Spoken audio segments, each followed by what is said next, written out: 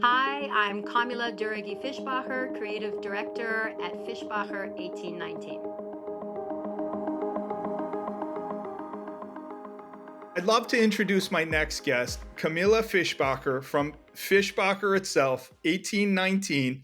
Please share with us your story, not only about yourself and how you got here today, but that also of this amazing company that has been around for well over 206 years now. The company was founded in 1819 by Christian Fischbacher, and he is the first of many Christian Fischbachers. So over the years, he established a strong reputation for quality and a sense of design. So, what we know about him is being 16, he traveled down, which is now a 45-minute drive. So, a very long way by foot.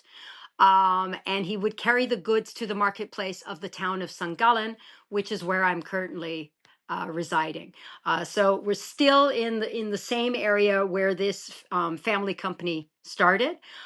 He would bring textiles that were hand woven or hand embroidered to the market, and then quickly established a reputation that people relied on his quality and his designs. He built a warehouse, eventually then moved to the town, and then successive generations after that built on this sort of textile knowledge and tradesmanship. They were never actually producers. We've always been designers. So, what we have in our archives are these huge books that you can open up, and they were sort of small little pieces of fabrics where you'd be able to then flip through and then decide, okay, I want 100 meters of this and 200 meters of that. So this is sort of the core business. Fast forward it, let's say, over 3 generations, pretty much stays the same. They're all called Christian Fischbacher, very helpful. Um, and we get to the fourth generation. Now, fourth generation Christian Fischbacher, he, as a young man in the early 30s, moved with his family to America. When he did that, and sort of his father felt the need, he didn't like what was going on in the atmosphere in Europe at the time, in the 30s, we can guess. And he thought, you know what, you and your family get out and you establish something in America. So he stayed in America throughout the war. And whenever they're, let's say, through the embargo, they were able to get some textiles through to New York, they would sell it there at the market. The fabrics at that time were mainly fashion and handkerchiefs. Then my husband's grandfather, he moved back to Europe, to Switzerland, and that's where he established the first brand and the company as, let's say, an international company. He opened branch offices and opened also the possibility to go into home textiles. Branch offices were then established in the 50s and 60s in Europe, in France, Germany, Italy, Benelux, and in the 70s in Japan. And there we really moved into fashion fabric. So we're very, very close to the couture houses. But we also had opened up a bed linen and an interior fabrics company, a branch. Into the 80s, where my father in law took over, he then changed the brand to Christian Fischbacher. The company flourished in all of the markets that were established and moved more and more into home and interior textiles. And we really focused on interior fabrics. And so today, this is just such a fascinating story. I mean, there are very few companies that have been around this period of time inside of this ecosystem in particular. So today, as we look, you've gone through this evolution and you've come today to where you're selling textiles primarily for commercial and residential applications. I'd love for you to share with us the types of projects that you get involved with. Is it residences, hospitality? Tell us a little description as to where your products actually get sold and installed. I really think what sets us apart is I have such a love for authenticity of materials and of design. So the collaboration can become quite personal with the architects that we work with, and then we sort of can establish something almost custom made for their projects. So, for example, let's see, in Europe, it ended up quite a budget hotel called Motel One, but with a brand new concept, which was they're going to do real design, no knockoffs, really nice fabrics, and actually save on the surfaces of the hotel. They don't have any mini bars. The breakfast room is the bar area. They sort of uh, they were game changers in the whole hotel business, and it kind of was befitting that they then worked with us and started working with our recycled wool fabric. In Japan, for example, we've got also some really good collaborations with BMW for their electric cars. They wanted everything to be sustainable, so they used our BNUC carpets, which are recycled marine plastic, and also the curtains. And we got the Swiss Design Award for that, and the red dot for the BNU Talent, which is a recycled plastic bottle velvet that's for curtains and upholstery. So I think we're really a diverse palette of different areas.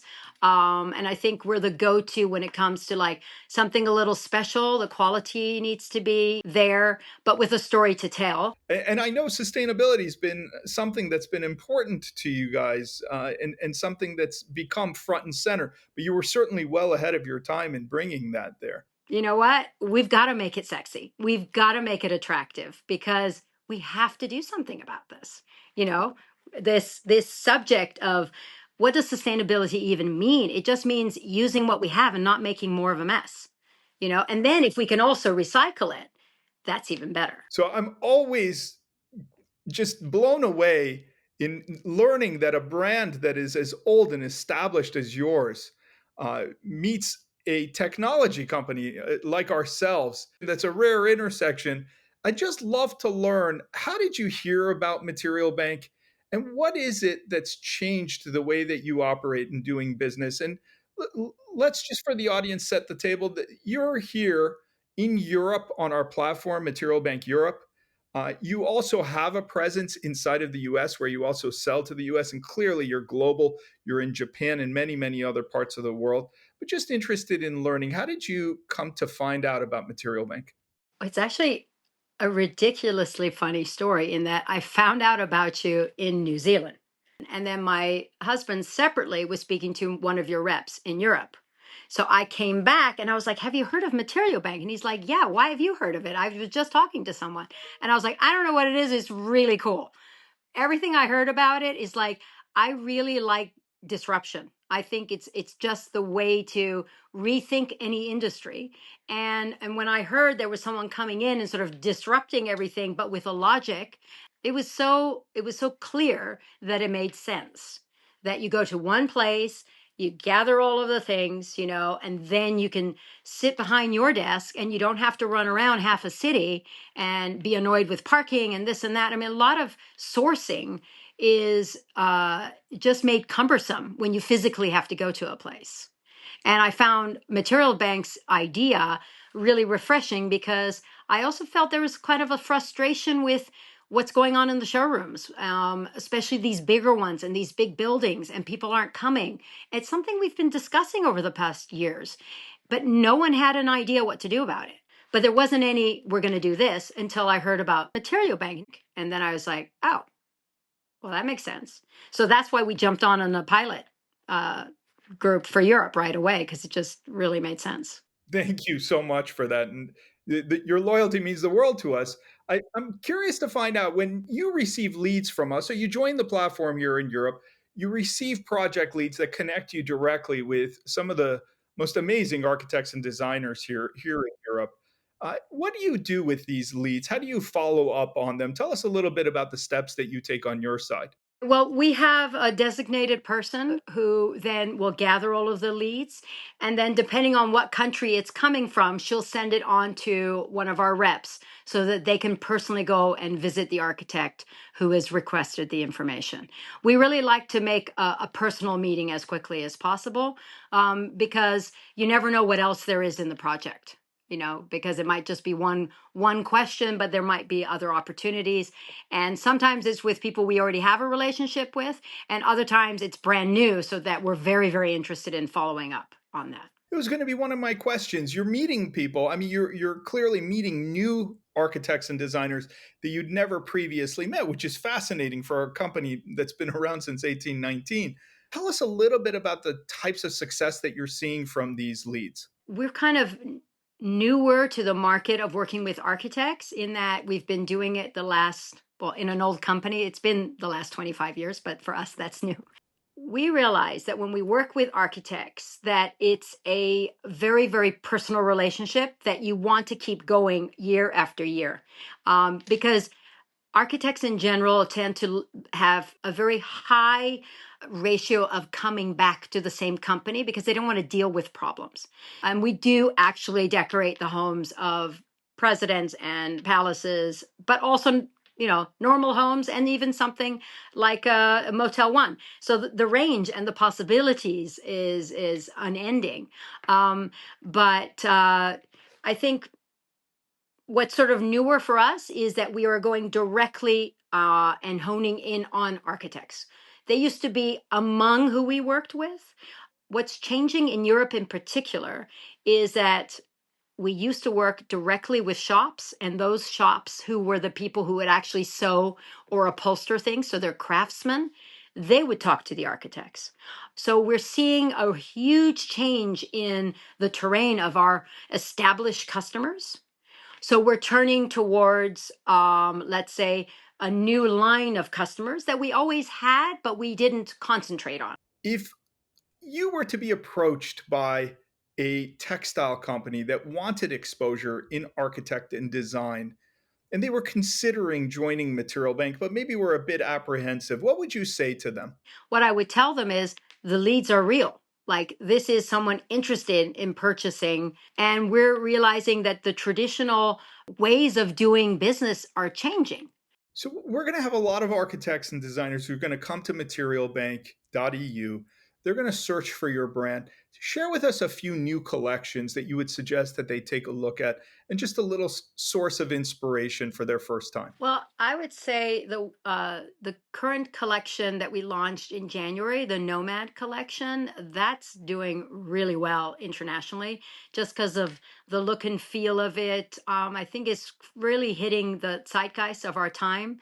Lots of sort of chunky materials, and there's lots of planes, but there's also designs where they kind of stand out on their own. Because all of our designs are also hand drawn in the studio. So that's a really important thing for me, is always having the human touch. The fabrics will have processes where, something has even been hand spun or embroidered. And that's really a preservation of textile heritage. So that's the Nomad collection. And then what we just launched in Paris this week is the Drei Berge collection. So it's called the Three Mountains. It's inspired by the Swiss mountains. It's a collaboration with Ramdan Touami. He's a really famous creative mastermind, very well recognized in the fashion industry, but kind of becoming a name in our industry as well. And all of the fabrics that we made with him are 100% wool. And they are just really, really special fabrics in the way that they were woven and the techniques that we use. We're kind of reestablishing old techniques. We found these old crochet, one of the last two existing in Europe to be able to even create this. So even finding the machine to be able to do this type is digging into textile heritage, and that's where we're from. If you're looking for someone who just really knows everything about textiles, because we've been at it for so long, and we have a huge range. I mean, we have 7,000 SKUs in stock in our warehouse in Italy. This family company and this family has lived all over the world. My husband and I lived in Japan. I talked about the grandfather. We've lived in the States. We've lived all over the place. So we're getting like little bits of inspiration from different cultures and mixing them together. And I think that's something that you'd be able to find in the collection throughout. Camilla, on behalf of the entire team at Material Bank, I want to thank you and the team at Fischbacher 1819. Thank you for all of the kindness and support. We look forward to working with you for many years to come.